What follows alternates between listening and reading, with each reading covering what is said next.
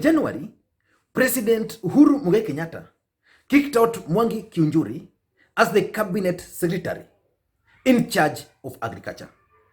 Mwangi Kiunjuri was a very close ally of the president. As a matter of fact, Mwangi Kiunjuri was appointed as a cabinet secretary in 2015 after the president kicked out Anne Waiguru, who was a very close ally of the president. And most people believed that Mwangi Kiunjuri was destined to replace President Uhuru Kenyatta, and that the president was grooming him to take over from him in 2022, especially in central Kenya politics. And today, Mwangi Kiunjuri has officially unveiled his new political party. And the question which most Kenyans are asking, what is Mwangi Kiunjuri's game plan? Because most people had actually believed that Mwangi Kiunjuri was a very close ally of the deputy president and was either being groomed or positioning himself to be the deputy president's running mate in 2022. But today, he has unveiled a new political party. And I want to congratulate Mwangi Kiunjuri for one thing. It's not very easy to form a political party in this country. And so far, Central Kenya now has three new political parties. The first one is the Civic Renewal Party.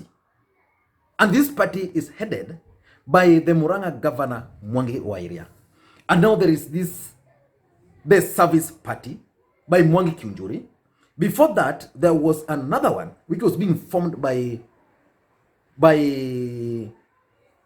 Moses Kuria, the Transformational National Alliance Party. But this one, he has not succeeded in fully registering it. But what is Mwangi Kiunjuri's game plan? Let us look at the party which he launched today, just very briefly.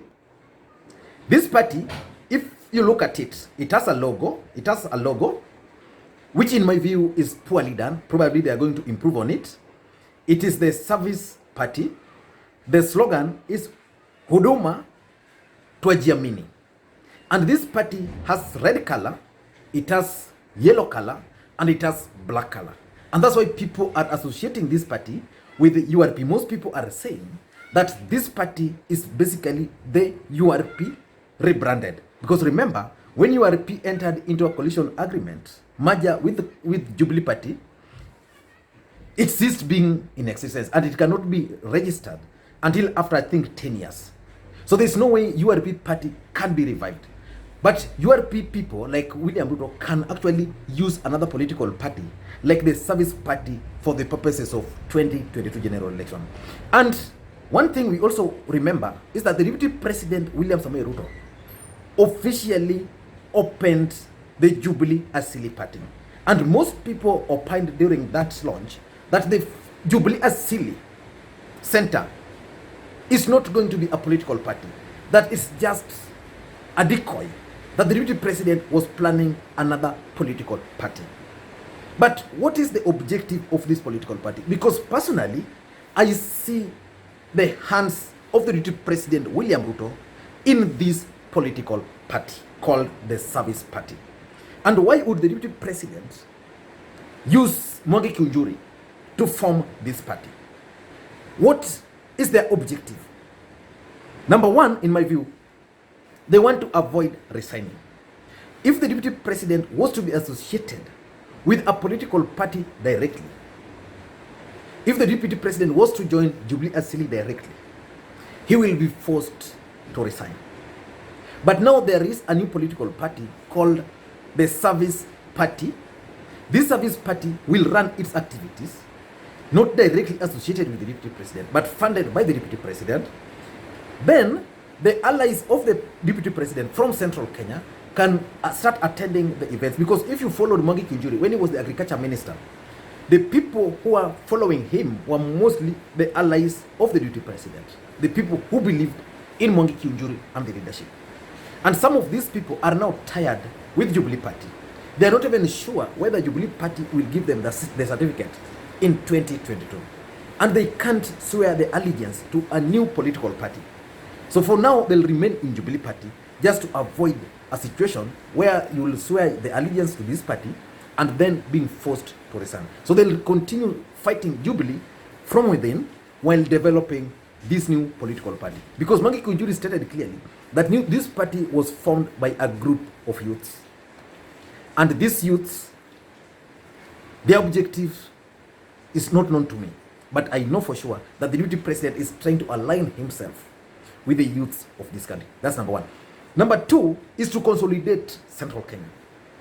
Central Kenya was consolidated for Mwai Kibaki using PNU. It was again consolidated for Uhuru Kenyatta using TNA and later on Jubilee Party. But Jubilee Party, as things stand today, belongs to the president.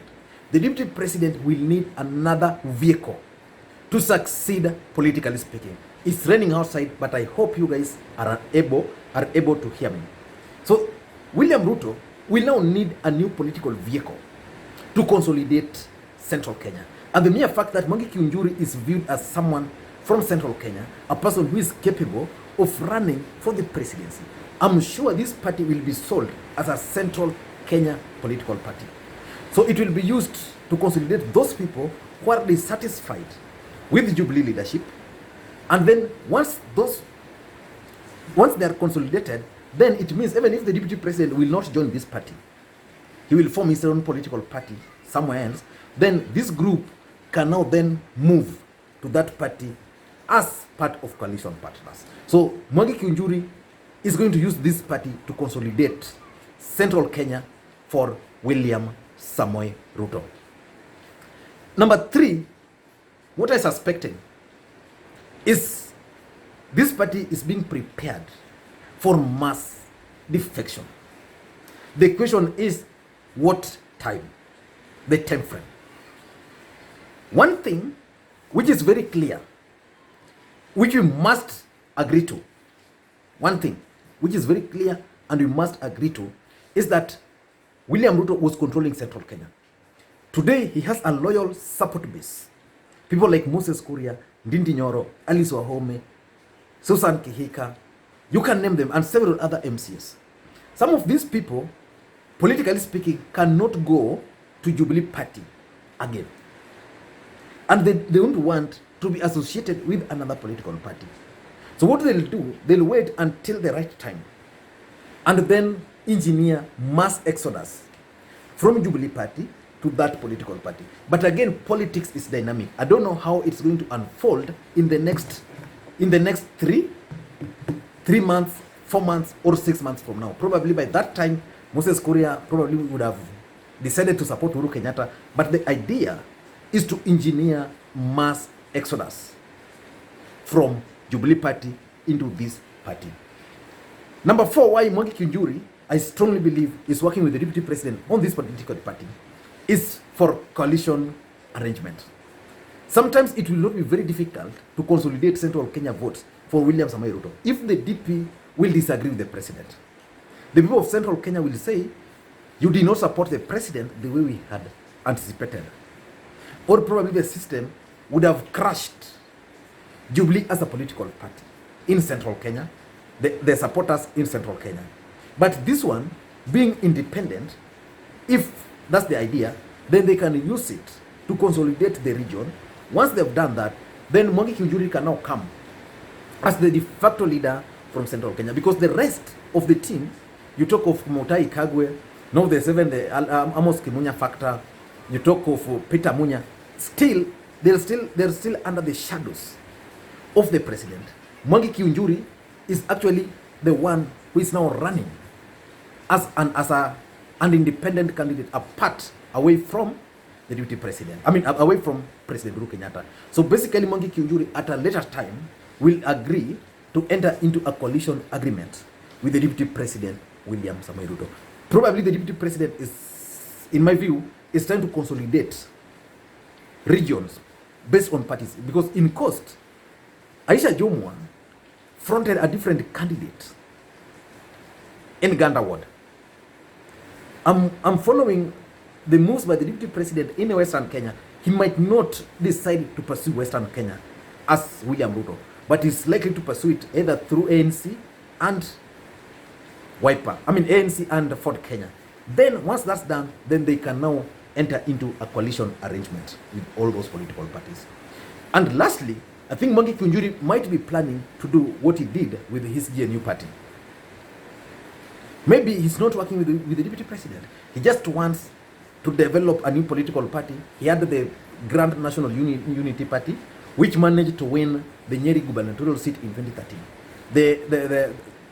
The former member of parliament probably is planning to use this vehicle, contest again in Laikipia as a governor, then give certificates to several other candidates across central Kenya, win the seats, several seats, even if there are 2 governors, 3 MPs there, 1 senator there, several MCs here and there, then he can also decide to start using that political party to enter into new alliances. Because one thing with a political party, once he's done that, he has MPs, he has every other thing, then it means Mwangi Kiunjuri, because Kenyans cannot support another Kikuyu in 2022, then after 2022, that will be the only political party from central Kenya, apart from Jubilee. So he's not going to be a party leader. Then he cannot start charting his future from that point.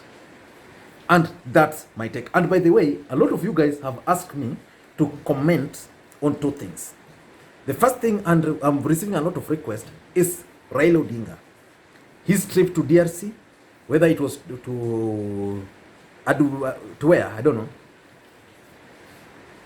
I should give my comment on that.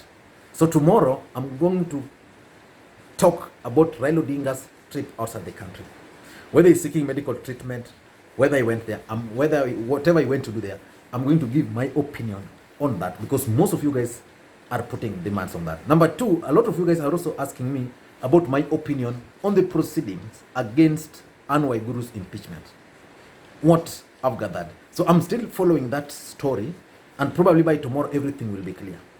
But as at now, yeah, it seems the people, the residents of Kirinyaga were taken for a ride by their MCS, because so far nothing directly can be linked to Anne Waiguru. But I'm going to give my opinion, full opinion on that matter.